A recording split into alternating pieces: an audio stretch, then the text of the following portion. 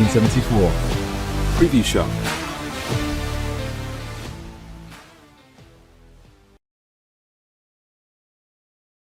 Welcome to the 1874 preview show as Villa take on Sheffield United at Villa Park on Friday night. I'm your host, Dan Bardell, joined by my Sky Sports News colleague, Dave Reed, to look forward to the game. Unfortunately, there's a lack of comms before we came on and we're wearing the same clothes, which isn't ideal. I imagine there'll be a few comments in the YouTube comments about that, so apologies for us wearing the same clothing. But Dave, how are you? Yeah, I'm fine, thank you. Apart from the same clothing debacle, yeah, that's fine. Yeah. We're all good.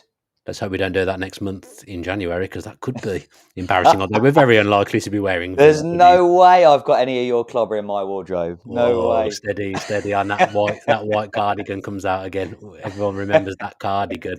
Right, I'll tell you what other than the clothes, I'll tell you what one of my worries is tomorrow night is that I've been there for the 15 games in a row that Villa have won at home and I can't go tomorrow night. It's playing on my Right. mind that maybe Villa have won 15 games in a row because of my presence, although I've been there since I was 7, so, they've definitely not done this ever before. But there's a slight concern as a superstitious person that me not being there may impact things, Dave. Your singing and frantic Oh, support will unbelievable. be heavily missed. I suppose if we do lose, that we can go back and say that was the reason. Yeah, I'm happy to do that. And then I'll be back on the 30th and we'll start winning again, create another bit of history, I'm sure. But in all seriousness, this is a massive chance for Villa to go top of the league in the Premier League, something they've not done for a long time. I don't think we ever managed to get to the top of the Championship in 3 years either. We were never at the top of the Championship, were we? It doesn't feel like. Anyways, this is a huge opportunity for Villa, given that Arsenal and Liverpool play the next day as well. There's every chance that Villa could be top at Christmas, which would be a monumental achievement and a great moment. Nothing's won at Christmas, but it'd be a lovely little milestone. It would be a real landmark as well in the kind of ownership of Nassif Sawiris and Wes Edens, and also the leadership of Unai Emery. It would be a real milestone, a real landmark if Villa were able to do it tomorrow night. I think we've got to be careful that we don't get ahead of ourselves. I think a lot of people are just assuming that the result will go our way tomorrow, given the home record, given the position that Sheffield United are in. But I think Unai Emery will be a stickler in his preparation to try and do as much homework as he can on Chris Wilder and on Sheffield United in order to get the attitude right. The attitude has got to be spot on tomorrow night. There can be no assumptions made by anybody that Villa can just turn up and turn over Sheffield United, because they've got a lot of fighters on their team. And given their position, Chris Wilder's going to have them fired up in order to try and get a result. So, yeah, absolutely. Tomorrow, all things are pointing in the direction of 3 points, but still got to get there, still got to get those goals, and still got to win that game.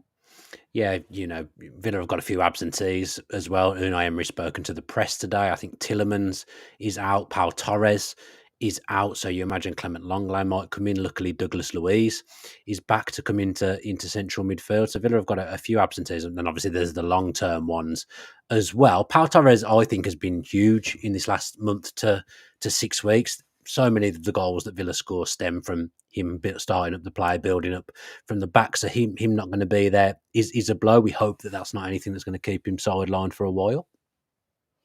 Yeah, I think Unai Emery has said today that he can't be sure whether he'll be back for the Manchester United game. So it doesn't seem like it's going to be a serious one, although Villa haven't got the best track record in terms of informing supporters on injury returns. But Unai Emery's been pretty reliable with that since he's come in. So it seems like it's not quite a serious one for Pau Torres, that he might well be back either for Manchester United or the game after that. But you're right, he's been absolutely magnificent. Excuse me. I've had a bit of a cough this week. But no, he's been great. And in terms of the way Villa build up from the back, he's been great. He is, and also defensively, I think he's been outstanding as well. And you've got to think, is there going to be a reshuffle at the back? Clement Longley, lots of stories this week around his loan and the future of that loan. I don't think he's had as much football as he would have liked, although I can't imagine that Villa promised him that he was going to be starting every single game when that loan deal was struck. So, yeah, it'd be interesting to see whether he comes in or whether there is a reshuffle at the back and Ezri Konsa moves back to centre-back. I was looking today, and Konsa hasn't played at centre-half in a Premier League game for more than a month now. And I just wonder whether that is something that might come down the line. It might not be a question or an argument for this week. But given Ezri Konsa's ambitions to play for England, if he is continued to play at right back, I wonder whether there's a question there for him to say, look, I need to be playing at centre back for my international ambitions, and playing at right back is probably slightly harming him a little bit. But I don't think that's probably a question or an argument for this week. It's just given how well Villa have played at the back. It's been Carlos and it's been Pau Torres and it's been Ezri Konsa, and sometimes Cash has played a little bit in front of him. So you wonder whether it would be a straight swap, left footer for left footer, Clement Longley. That's the thing that keeps the balance at the back. It opens up the passing angles onto that left-hand side for Pau Torres. Or whether Diego Carlos shuffles over. Diego Carlos has played left centre-back before in his career. Will he decide to shuffle him over and Konsa and then play Matty Cash at right back? Potentially, I think actually, I don't know. It's difficult, isn't it? Because Longley hasn't had a chance in the Premier League, and if you're looking to utilise your squad and keep people happy, if you're not playing him now, probably doesn't send a great message to him. You also think with the games coming thick and fast over Christmas, probably not going to play Carlos in all three of those games. Do you leave him out for this one in the home game that you think perhaps will be easier than the game that comes after? So probably I'd think it will be Longley and Konsa, and maybe Carlos will sit out and back to Cash and Luca Dean at the fullbacks and go a little bit more attacking in the build-up. I guess the problem with that is if you're looking to build up from a back three, Kamara's not there. So, central midfield, you assume is going to be Louise and McGinn because there isn't really anyone else. Or maybe he does play Dendoncker for this one, but you'd assume Louise and McGinn. That means Ramsey continues down the left. Probably Bailey play on the right. I'm not sure if Cash is playing right back. It's hard to get into Emery's mind and look at how he's going to do things. But the good thing about this is still, even with people out now, Villa still have options and still have good players to choose from. Yeah, they do. Yeah, it's interesting. I mean, there's no doubt in my mind that Ezri Konsa will start. So it's whether he starts at right back or centre back. I think Matty Cash will play this game. And I think he'll play it from right back. So that would suggest that it would be Cash, Konsa, Longley, and either Dean or Moreno. I think that's another question that we have to answer, whether Dean or Moreno. I think it'll be Dean for this one. I think it'll be Dean for this one. And then, in midfield, it's interesting because I messaged you after the Brentford game that John McGinn played at right central midfield instead of maybe the more natural left-hand side, and he swapped Boubacar Kamara over to the left central midfield against Brentford, which I thought was an interesting move. Now, if Matty Cash does play at right back, and the kind of trend has been that Kamara would drop in and play right centre back in build-up, I can't imagine that John McGinn would do that from the right central midfield position. And I can't imagine maybe that Douglas Luiz would do that, because I think he's slightly better when he's got kind of when he's got more of a view in front of him of what's going on. Kamara will often just be playing the short passes, where you kind of want Douglas Luiz to be playing more incisive balls through. So I think there is a bit of a conundrum in central midfield. I think it will probably be McGinn and Louise, and then I think they will slightly adjust, and maybe Matty Cash will sit deeper in build-up. I don't think he'll be flying down the right-hand side. So then it's a case of, okay, is Bailey fit, and then does he play down that right-hand side? We don't often see Cash and Bailey together, given both their tendencies to kind of want to attack and fly. So, yeah, but there is a bit of a conundrum in team selection in how we play. And then you mentioned Dendoncker there. I think he's been solid every time he's come in. Maybe this is one for him to play in front of the home fans and give him some game time, give him some confidence, and then maybe McGinn plays on the right-hand side. And then that enables Cash maybe to get forward a little bit more or time his runs better when he doesn't have Leon Bailey kind of looking in the same space as he wants to attack down that right-hand side. So I think, there's some interesting selection decisions that Unai Emery's got to take tomorrow. Yeah, Zaniolo's an option in midfield as well. Obviously scored his first goal for the club last week in Europe. Didn't play against Brentford, but came on and had an impact on the game for the brief time he was on the pitch. So looking at the visitors, Sheffield United, difficult to judge them at the moment, isn't it? Because they've had that managerial change, of course, with Chris Wilder going back there. But a familiar face should line up against us in Cameron Archer.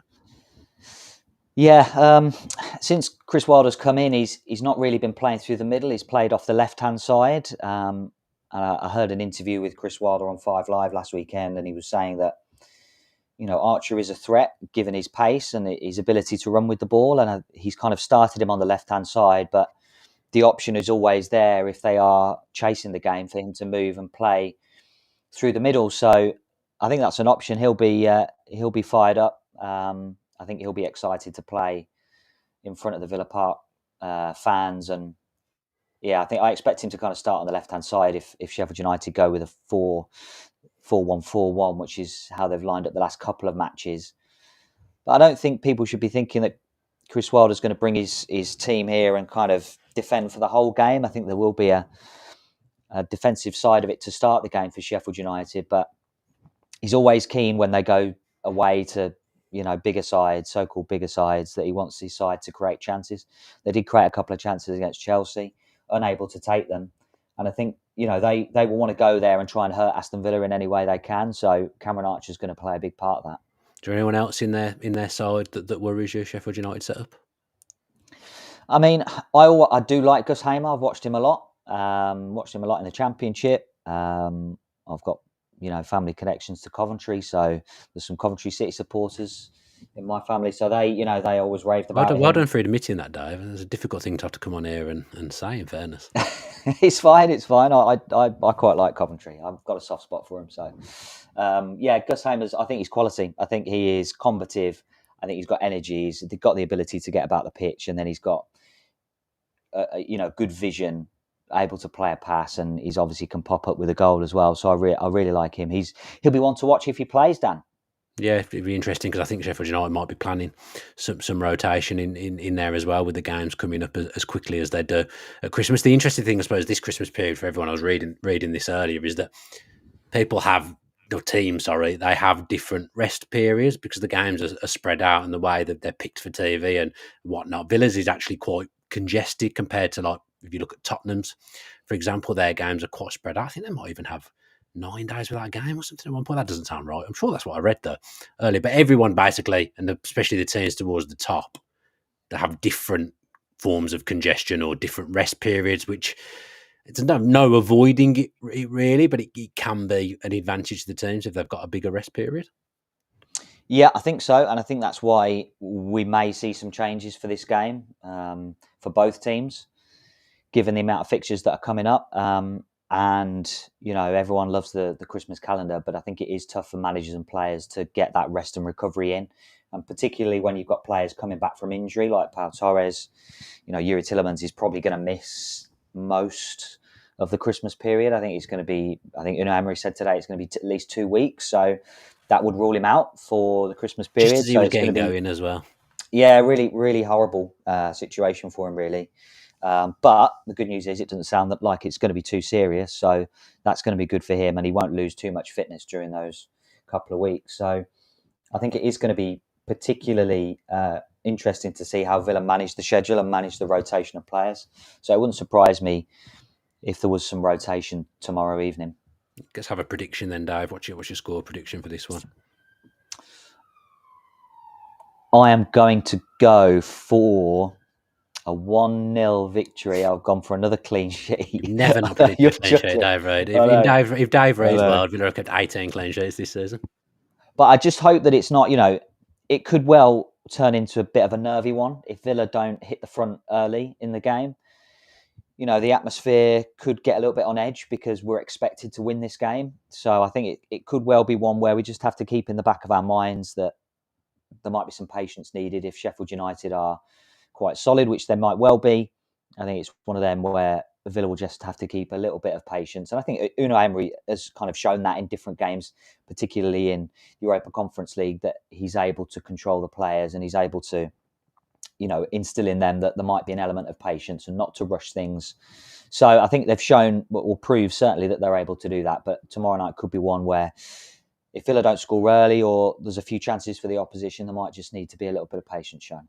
Yeah, I'm going for 2-0 to Villa. I'm going to predict a clean sheet as well. I think Villa will have enough enough to get this one over the line. I feel like it might be a little bit like the European games, and that Villa maybe don't go full tilt for this one. But like in the game, like Luton, for example, that you felt quite comfortable in that game. I think it might be a little bit like this one, but I don't want to curse it because I'm not there, and we know I've had a massive impact on these last 15 games. So yeah, I don't want to curse it too much. Right then, that does us for the preview show. I don't know what's happening over Christmas. In all honesty, I haven't even thought about it. Everything's been so manic and busy. So keep your eye on our socials, and we'll work out some form of schedule over Christmas. Thanks to my clothes twin Dave Reid for joining me. And thank you to Adam for producing. if we don't do another show before Christmas, which is highly possible, I'm not going to lie, I hope everyone that watches the channel has a wonderful Christmas. I hope it's a great one for you and you get everything that you want and get to celebrate with your friends and family. And I hope it's filled with Villa victories. Take care. Have a good Friday night at Villa Park, those that are going, and up the Villa.